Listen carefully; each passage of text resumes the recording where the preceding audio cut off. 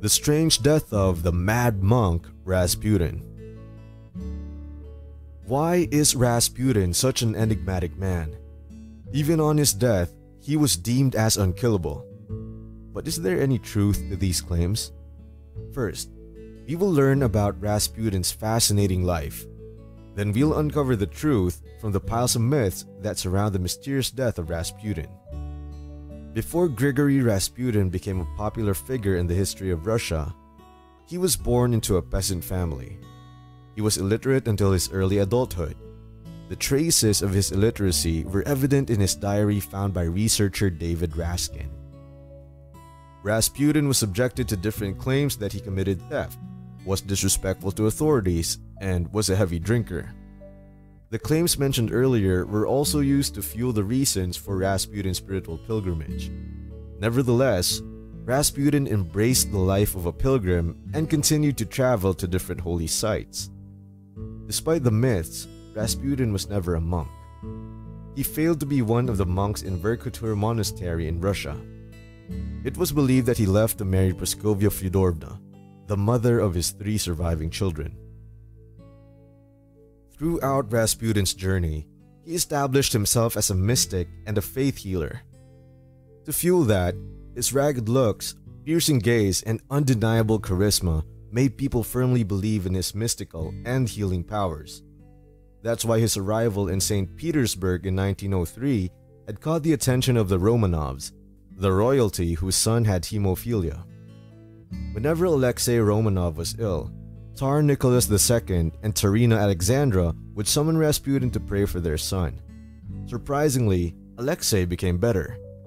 However, historians argue that Rasputin may have prevented the young boy's aspirin intake, a drug that thins the blood, worsening hemophilia. Also, Rasputin may have performed hypnosis on the boy, easing and calming him. With that, Rasputin caught the trust of the royalty, which eventually sealed him a position as the royalty's confidant.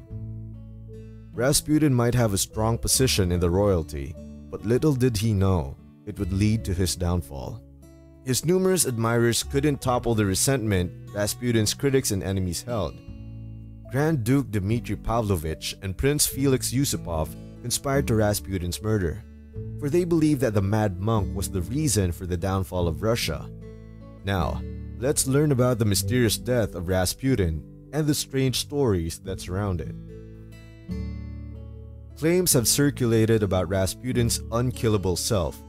It started when Rasputin survived a fatal attack from Tyonya Guseva, who stabbed Rasputin in the stomach. Then his death under the hands of Prince Yusupov fueled the theory. First, Prince Yusupov invited Rasputin for dinner, but all of the meals were poisoned with cyanide. To their surprise, Rasputin seemed fine, thus leaving his enemies without a choice but to shoot him.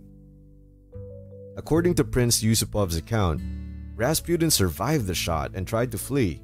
Then they freed multiple shots that eventually killed the mad monk. Rasputin was wrapped in a carpet and was thrown into the river. However, his autopsy revealed that there was no poison in his stomach and water in his lungs, thus debunking the conspiracy that Rasputin might have been alive after sustaining the gunshots. Prince Yusupov and his accomplice might have been amateurs in planning the assassination of Rasputin. The cyanide poison must have been impotent, and their first gunshots landed on less critical parts of Rasputin. Eventually, 3 gunshot wounds were found in his body.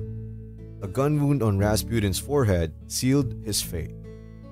If you want to see the continuation of this video, click the following links for more interesting content.